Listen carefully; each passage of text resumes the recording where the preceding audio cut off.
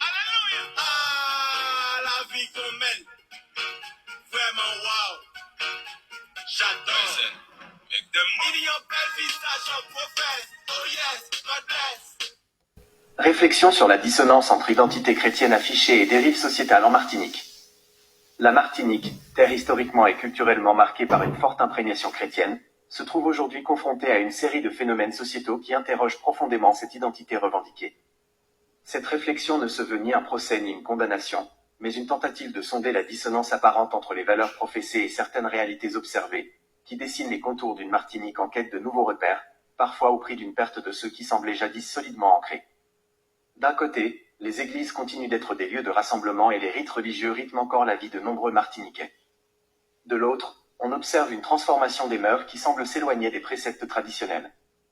Le carnaval, jadis temps de défoulement encadré, tend à s'étendre et à devenir le prétexte à une hypersexualisation des tenues et à la diffusion de messages parfois crus, amplifiés par des courants musicaux caribéens et internationaux.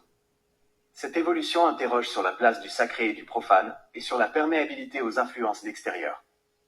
Dans le même temps, la société martiniquaise est secouée par des scandales de pédophilie qui n'épargnent aucune strate de la population, notables, enseignants, hommes politiques, et jusqu'aux membres du clergé.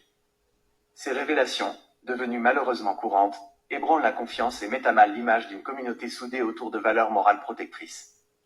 Parallèlement, la structure familiale connaît des mutations profondes avec la normalisation des familles monoparentales et la banalisation de l'union libre, s'éloignant du modèle conjugal traditionnellement valorisé par l'Église.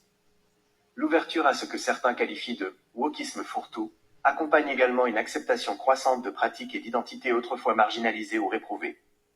L'émergence plus visible des personnes transgenres, le recours massif à la chirurgie esthétique, BBL, augmentation mammaire, aux extensions capillaires, aux tatouages ostentatoires et aux piercings généralisés, parfois dès le plus jeune âge, témoignent d'une quête d'expression individuelle ou d'une adhésion à des canons esthétiques mondialisés, parfois en rupture avec une certaine sobriété prônée.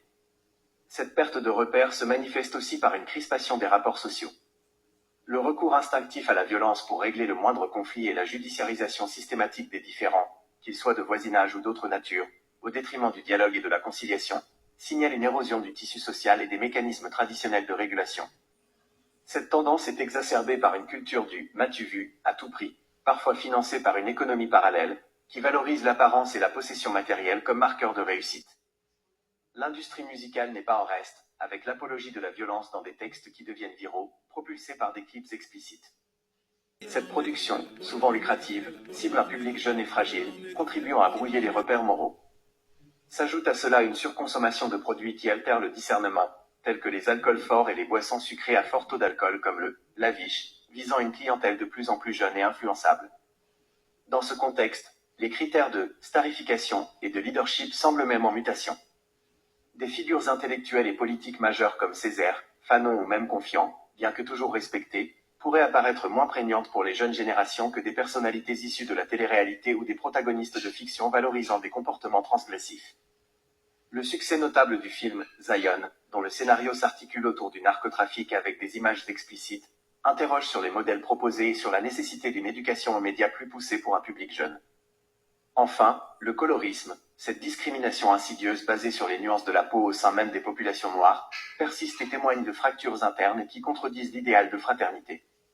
Face à ce tableau complexe, la question de la sincérité de l'engagement chrétien se pose. S'agit-il d'une foi de façade, d'un vernis culturel, ou d'une véritable boussole morale? La multiplication des signes religieux ostentatoires ou des discours ecclésiastiques peut apparaître en décalage, voire en contradiction flagrante, avec certaines pratiques individuelles et collectives. Il est crucial de souligner que cette réflexion n'est en aucun cas une diatribe anti-chrétienne. Elle se veut plutôt un appel pressant à une introspection collective et individuelle.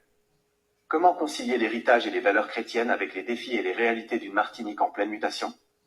Il s'agit moins de juger que de comprendre les mécanismes de cette dissonance.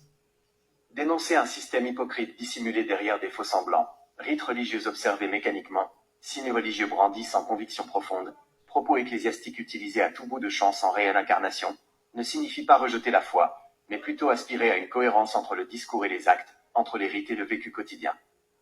L'enjeu est de dépasser les apparences pour retrouver ou construire une éthique partagée, où les valeurs, qu'elles soient d'inspiration religieuse ou humaniste, se traduisent concrètement dans le tissu social et les comportements de chacun, pour une Martinique plus apaisée et fidèle à ses aspirations profondes. Alléluia. Ah, la vie qu'on mène. Vraiment wow. J'adore.